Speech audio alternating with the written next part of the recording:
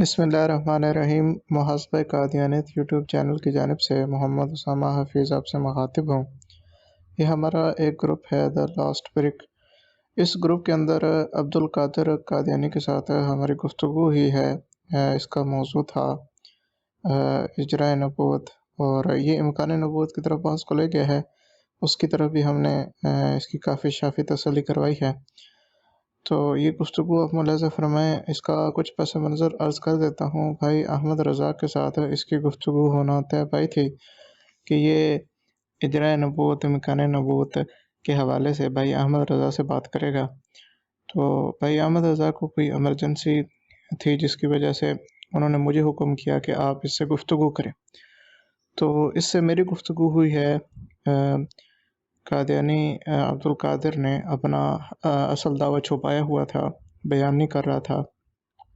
تو ہم نے قادیانی کی کتابوں سے ان کا اصل نظریہ اجراء نبوت کے حوالے سے اس کے سامنے اور حضرات جو سامعین تھے ان کے سامنے رکھا، تو یہ اسے قبول کرنے کے لیے بالکل تیار نہیں ہوا، اور امکان نبوت کی طرف موضوع کو لے جانے کی اس نے پوری کوشش کی، لیکن الحمدللہ اس کا کافی شافی ادھر بھی جواب دیا گیا۔ تو آپ حضرات بھی یہ گفتگو ملاحظہ فرمائیں۔ بالکل آپ نے صحیح سمجھا ہے، اور مزے کی بات یہ ہے کہ یہ جو میں نے دعویٰ لکھا یہ میرے اپنے الفاظ نہیں ہیں۔ جی بالکل آپ نے صحیح سمجھا ہے، اور مزے کی بات یہ ہے کہ یہ جو میں نے دعویٰ لکھا یہ میرے اپنے الفاظ نہیں ہیں، میں نے کسی سنی عالم سے یہ الفاظ نقل کیا ہے، اور اس لیے نقل کیا کہ بعین ہی یہی میرا عقیدہ نظریہ ہے، لہٰذا یہ میرا دعویٰ ہو چکا ہے ختم نبوت کے متعلق۔ اور اس میں یہ ایڈ کرتا ہوں کہ یہ بالکل ممکن ہے کہ حضور نبی کریم صلی اللہ علیہ وسلم کے زمانے میں یا آپ کے زمانے کے بعد کوئی امتی کو نبوت حصول ہو، مگر صاحب شریعت نہیں ہو سکتا، بلکہ وہ شریعت محمدی کا مکلف ہوں گے اگر کوئی بنتا ہے۔ اور یہ میں نہیں کہنا کہ ایسا کوئی پیدا ہو گیا یا واقعی کوئی ایسا ہے، میں صرف امکانات پر میرا دعویٰ ہے، میرا دعویٰ امکان پر ہے۔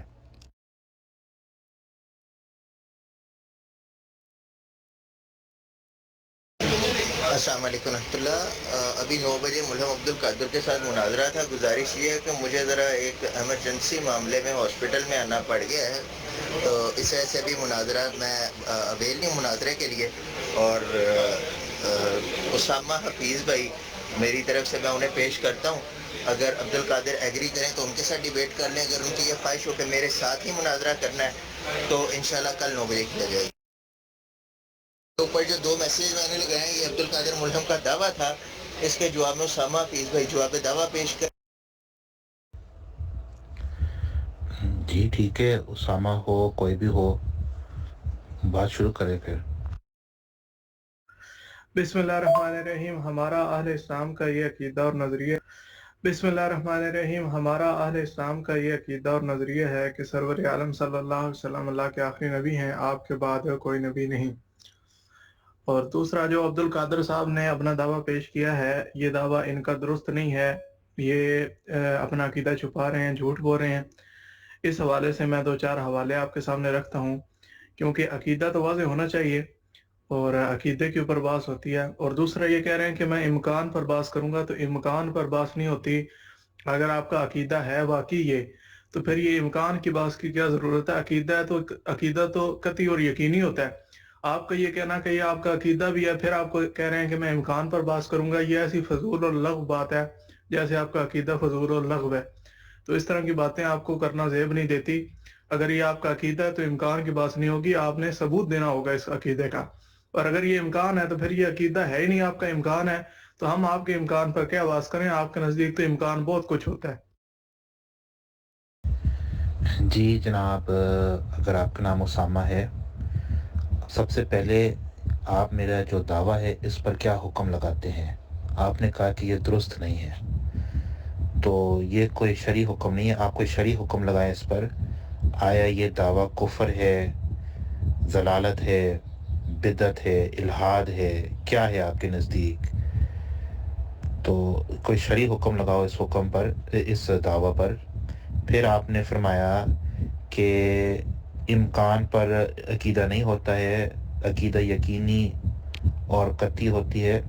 بھائی بات یہ ہے کہ میرا عقیدہ یہ ہے کہ امکان نبوت، جیسے کہ مسلمان کا عقیدہ یہ ہے کہ یہ ممکن ہے کہ اللہ پاک جل شانہ وہ کوئی ایسا مخلوق پیدا کرے جو اتنا بڑا ہو، جو اتنا چوڑا ہو، وغیرہ وغیرہ، لیکن ضروری نہیں ہے کہ ایسا ہو کہ اللہ ایسا مخلوق پیدا کرے، مگر اللہ کے قدرت میں یہ بات داخل ہے کہ وہ ایسا کر سکتا ہے، تو اس کو امکان کہتے ہیں۔ امکان اور وقوع میں جو آپ فرق نہیں سمجھ رہے ہیں، یہ تو سادہ سی بات ہے، تو آپ نے بہت بڑا یہ مغالطہ کیا کہ عقیدہ جو ہے وہ امکانات پر نہیں ہو سکتا ہے، کہ یہ چیز ممکن نہیں ہے یا یہ ممکن ہے، اس پر عقیدہ نہیں ہو سکتا ہے، تو یہ آپ کا بہت بڑا مغالطہ ہے۔ اچھا، یہ عبد القادر نے اپنا عقیدہ اصل پیش نہیں کیا، اس نے جھوٹ بولا ہے، کذب بیانی کی ہے۔ میں اس سے مطالبہ کرتا ہوں کہ اپنا اصل عقیدہ کیوں چھپاتے ہو؟ اپنا اصل عقیدہ پیش کرو جس کے اوپر تم نے ہم سے گفتگو کرنی ہے۔ اگر تم کہتے ہو کہ یہ تمہارا اصل عقیدہ نہیں ہے، تو پھر یہ جن کا عقیدہ ہے ان کو تم نے جھوٹ اور کذاب کہنا ہے۔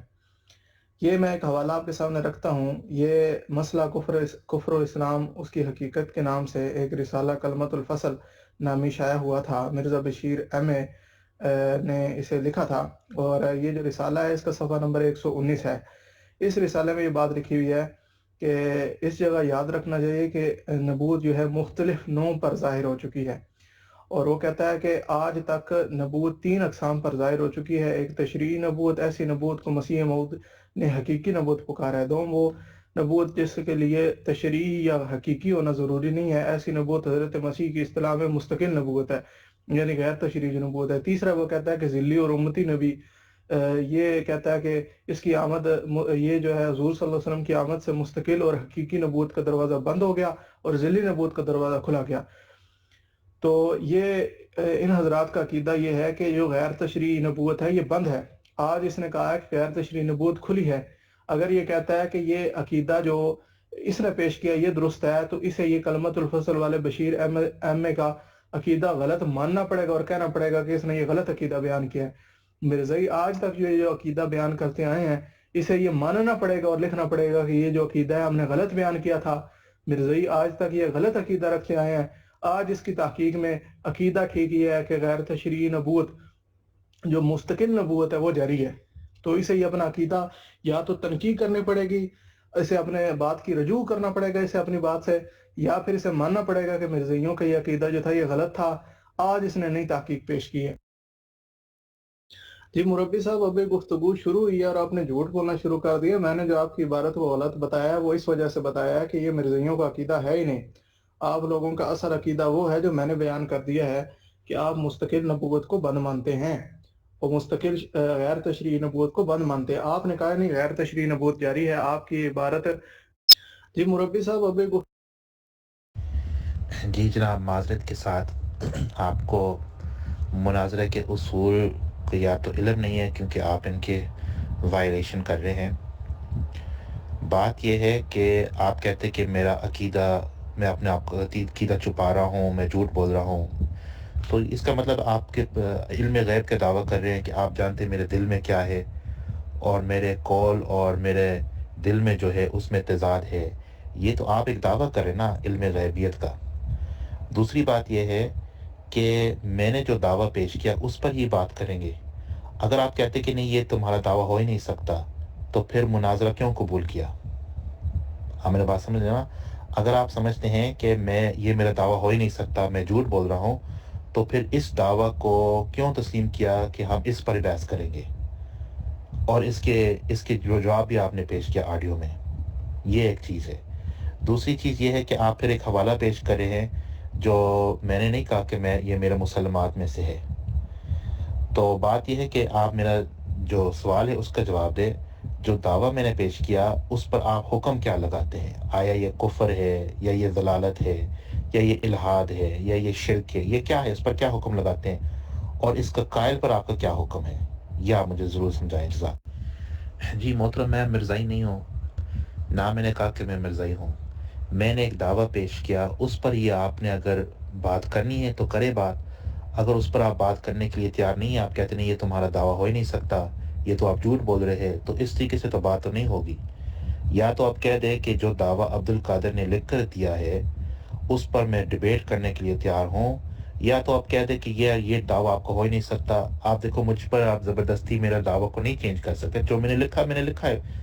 اگر آپ اس کے ساتھ بات کریں گے, اس پر بات کرنے کے لیے تیار ہے تو سو بسم اللہ, اگر نہیں تو پھر اسی وقت اس کو ختم کر دے اور پھر کسی قادیانی کے پیچھے لگ جاؤ. کیا جی قادیانی مربی صاحب, میں گزارش کر رہا تھا کہ امکان جو ہے یہ عقیدہ نہیں ہوتا. عقیدہ جو ہوتا ہے وہ امکانی ہو سکتا ہے, جی یہ ہو جائے, ہو سکتا ہے وہ ہو جائے. عقیدہ یقینی اور قطعی ہوتا ہے. تو یہ بات, اس کا انکار آپ کر رہے ہیں کہ جناب عقیدہ یقینی اور قطعی نہیں ہوتا. دوسرا جو آپ نے مثال دی ہے وہ مثال پوری نہیں بیٹھتی. عقیدہ یہ ہے کہ اللہ ہر چیز کے اوپر قادر ہے, اللہ عقیدہ یہ ہے. اب اس کی وہ نوعیں ہیں, جزیات ہیں, جزیات کی طرف میں آپ کو جانے نہیں دوں گا, یہ بحث دوسری طرف چلے جائے گی. آپ بھاگنا چاہتے ہیں بات سے, تو میں نے اصل عقیدہ آپ کو پیش کر دیا. آپ نے جو عبارت لکھی ہے وہ آپ کا عقیدہ نہیں ہے, آپ جھوٹ بول رہے ہیں, کذب بیانی کر رہے ہیں. میں آپ کو یہ کذب بیانی نہیں کرنے دوں گا. جی آپ نے جھوٹ بولا ہے نا, آپ اصولوں سے واقف نہیں ہیں. دعوے کی تنقید ہوتی ہے. اگر ایک فریق مخالف جو ہے وہ اپنا دعویٰ چھپا رہا ہے, وہ دعوے کی وضاحت نہیں کر رہا, تو اس سے وضاحت پوچھنا, اس سے وضاحت طلب کرنا, یہ تنقید ہے, دعویٰ کہلاتا ہے. اور یہ اصول, یہ اصولوں کے اندر آپ کو کیا پتہ اصول کیا چیز ہے. خیر, ابھی میں آپ کی ایسے جان نہیں چھوڑوں گا. اگر آپ کہتے ہیں کہ یہ عقیدہ جو آپ نے لکھا ہے یہ درست ہے, تو آپ کو ماننا پڑے گا کہ مرزائی آج تک جس عقیدے پہ ہیں اور جس عقیدے پر آپ کے مرنے کے بعد بھی رہیں گے, اگر ان کا وجود رہا تو جس عقیدے پر یہ رہیں گے, اور جس عقیدے پر مرزا قادیانی اور اس کی ساری ذریت آج تک رہی ہے, وہ عقیدہ غلط ہے. اور آج عبد القادر کو سمجھ آئی ہے کہ عقیدہ اصل کیا ہے. یہ آپ کو یہ الفاظ کہنے پڑیں گے, تب میں آپ کی جان چھوڑوں گا اور اس عقیدے پہ بات کروں گا. دوسرا, آپ نے کہا دعویٰ جواب دعویٰ کیوں دیا, تو ہم نے اپنا دعویٰ پیش کیا, اپنا عقیدہ بیان کیا, اور آپ کے عقیدے کی تنقید ہم کر رہے ہیں, اور آپ تنقید سے بھاگ رہے ہیں. میں آپ کو بھاگنے نہیں دوں گا. آپ جب تک یہ الفاظ نہیں کہیں گے کہ آج تک مرزائی جس عقیدے پر رہے ہیں وہ عقیدہ غلط ہے اور وہ عقیدہ کفری اور شرکیہ ہے, مرزا قادیانی اور قادیانی جماعت کے نزدیک آپ کافر ہو چکے ہیں, کیونکہ ان کے نزدیک نبوت کی جو قسم بند تھی آپ نے اسے جاری مانا ہے, اور جو ان کے نزدیک جاری ہے آپ اسے نبوت کی قسم ماننے کو تیار نہیں ہے. خیر وہ ابھی بحث آئے گی. دوسری آپ نے امکان کی بات کی تھی, میں امکان کے حوالے سے آپ کو ایک حوالہ پیش کرنے لگا ہوں. جی جناب, آپ نے پھر بہت بڑا مغالطہ کیا, اور آپ کہتے ہیں کہ عقیدہ یہ نہیں ہو سکتا, کسی کا یہ عقیدہ نہیں ہو سکتا کہ یہ چیز ممکن ہے یا یہ چیز ناممکن ہے, بلکہ یہ عقیدہ ہونا چاہیے کہ یہ چیز ہوگا, یہ چیز واقعتاً ایسا ہی ہے یا واقعتاً ایسا نہیں ہے. تو میں آپ کو پھر ایک مثال دیتا ہوں. اگر کسی کا یہ عقیدہ ہے, وہ اپنا عقیدہ بتاتا ہے کہ میرا عقیدہ یہ ہے کہ یہ اللہ کے لیے ممکن ہے, یہ چیز اللہ کے قدرت میں شامل ہے, اللہ کے قدرت میں داخل ہے کہ اللہ ایسا جانور پیدا کرے جو مطلب اس کا کوڑا جیسا جسم ہو لیکن اس کے سر پر سینگ ہو. اس کو انگلش میں یونیکارن کہتے ہیں. یہ ایک فرضی مخلوق ہے, اس کا حق دنیا میں اس کا کوئی حقیقت نہیں ہے, اس کا کوئی ایسا آپ کو جانور نہیں ملیں گے, کیونکہ ایسا کوئی چیز ہے ہی نہیں. یہ تو انسان نے اپنے ہی مطلب خیالات میں خیالی جانور کو تصور کیا جس کو یونیکارن کہتے ہیں. اس کا کوڑا جیسا جسم ہے, اس کے سر پر سینگ ہے. ایک دوسرا جانور ہے, وہ بھی اس کا کوڑا جیسا جسم ہے لیکن اس کے 2 پر ہوتے ہیں. اب ہم سب جانتے ہیں کہ ایسا کوئی مخلوق نہیں ہے جس کو کوڑا جیسا لگ جائے لیکن اس کے 2 پر ہو. لیکن اگر کسی کا یہ عقیدہ ہے کہ اگر اللہ چاہے تو وہ ایسا مخلوق پیدا کر سکتا ہے, یہ ممکن ہے, تو آپ اس کو عقیدہ کہتے ہیں یا اس کو کیا کہتے ہیں؟ اچھا, شاید آپ نے میرے جو جملہ ہے اس پر اعتراض کیا کہ ایسے الفاظ کے ساتھ عقیدہ کو بیان کرنا درست نہیں ہے, بلکہ یہ کہنا چاہیے کہ اللہ ہر شے پر قادر ہے. تو بھائی میرا یہی عقیدہ نا کہ اللہ ہر شے پر قادر ہے. ان اللہ علی کل شیء قدیر. میں کہتا ہوں کہ اللہ اس چیز پر قادر ہے کہ وہ مزید انبیاء کو پیدا کرے اس امت کے اندر, مگر جس کے میرے دعویٰ میں لکھا ہے شرط یہ ہے کہ وہ صاحب شریعت نہ ہو, وہ غیر تشریعی انبیاء ہوں گے. اگر اللہ چاہے تو وہ ایسے انبیاء کو پیدا کر سکتے اس امت میں, یہ میرا عقیدہ ہے. اور دلیل خود آپ نے بیان کیا کہ ان اللہ علی کل شیء قدیر، تو آپ اس عقیدہ پر حکم کیا لگاتے ہیں کہ آیا یہ عقیدہ کفر ہے، دلالت ہے، بدعت ہے، الحاد ہے، شرک ہے، کیا ہے آپ کے نزدیک؟ جو گروپ کے ساتھی ہیں وہ ملاحظہ فرمائیں، یہ امکان کے پاس بار بار کہہ رہا ہے کہ ممکن ہے جی نبوت، نبی ہو جائے، نبی بن جائے، تو ان کے نزدیک ان کے ہاں امکان کیا چیز ہے، کس کس چیز کا امکان ہے، اور کیا کیا چیز ان کے نزدیک ممکن ہے۔